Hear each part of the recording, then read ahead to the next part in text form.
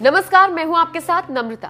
राजधानी दिल्ली में जिस तरह से किसान परेड के नाम पर हिंसा और अराजकता मचाई गई और लाल किले पर कब्जा किया गया, धार्मिक झंडा फहराया गया, उसे देखकर आज देश का हर नागरिक गुस्से में है, क्योंकि गणतंत्र दिवस के खास मौके पर देशवासियों को किसानों से इस तरह की हरकत की उम्मीद नहीं थी।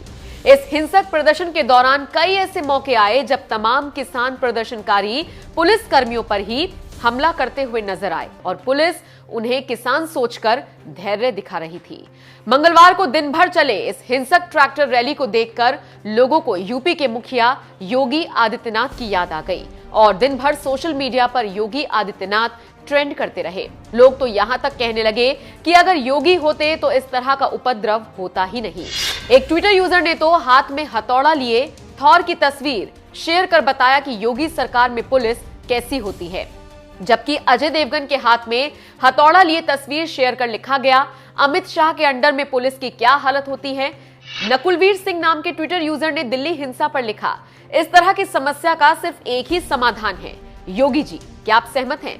अभिनव नाम के ट्विटर यूजर ने लिखा, भारत को इस वक्त योगी जी की सख्त जरूरत है। हिमांश नाम के ट्विटर यूजर ने लिखा, दिल्ली का चार्ज योगी आदित्यनाथ को दे दो, उन्हें फासिज्म का असली मतलब बता देंगे। अपने तिरंगे का अपमान देखकर मैं शर्मिंदा हूं। हम चाहते हैं अब योगी आदित्यनाथ जिम्मेदारी संभालें।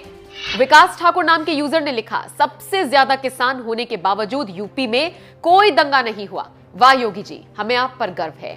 रणधीर कुमार राणा नाम के शख्स ने दिल्ली हिंसा पर लिखा, इस तरह की हिंसा देखने के बाद 100% श्योर हूं कि हमें सेंटर में योगी आदित्यनाथ की जरूरत है।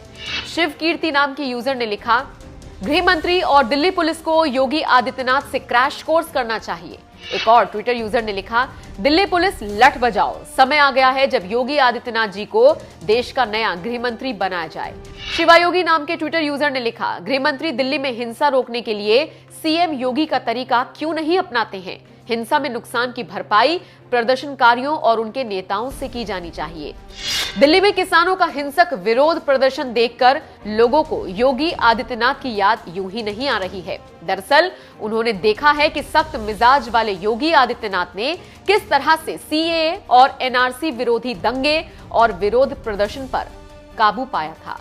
उन्होंने तो हिंसा के जिम्मेदार लोगों के पोस्टर तक चौराहे पर लगवा दिए थे और उन्हीं से राष्ट्रीय संपत्ति को हुए नुकसान की भरपाई भी करवाई थी। लोग सिटीजन अमेंडमेंट एक्ट के नाम पर दुष्प्रचार बंद करें।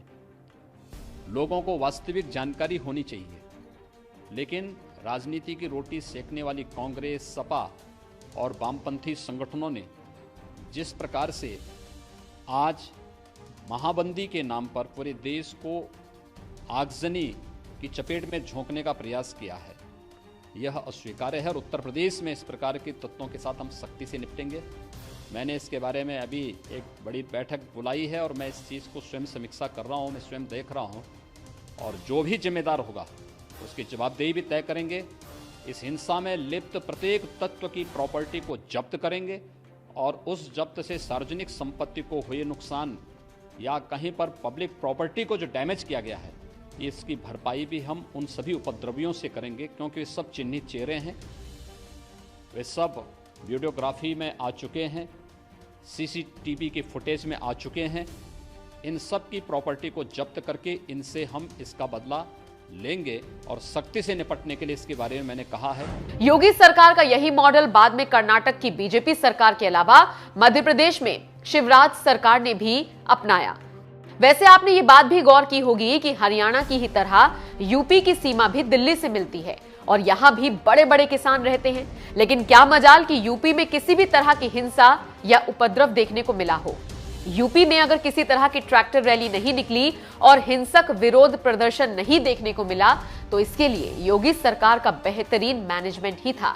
जबकि हरियाणा में भी बीजेपी की ही सरकार है, लेकिन वहां तो खुद सीएम मनोहर लाल खट्टर का हेलीकॉप्टर तक किसानों के विरोध प्रदर्शन की वजह से नहीं उतर सका था, उनका मंच तक तोड़ दिया गया था। जबकि दिल्ली हिंसा के बाद अमित शाह का विरोध इसीलिए हो रहा है क्योंकि इससे पहले भी जब सीएए और एनआरसी विरोधियों ने जमकर उत्पात मचाया था, उस वक्त भी गृहमंत्री अमित शाह दिल्ली के हालात संभालने में नाकाम हुए थे और दिल्ली पर दंगे का दाग लग गया था। जबकि दंगे के बाद हालात सामान्य करने के लिए एनएसए अजीत डोभाल को मैदान में उतरना पड़ा था। बहरहाल, जिस तरह से पीएम मोदी और गृह मंत्री अमित शाह की नाक के नीचे दिल्ली में एक बार नहीं बल्कि दो बार हिंसा हुई, उसे देखकर क्या आपको भी लगता है कि योगी आदित्यनाथ की अब केंद्र में सख्त जरूरत है? अपनी राय हमें कमेंट कर जरूर बताएं।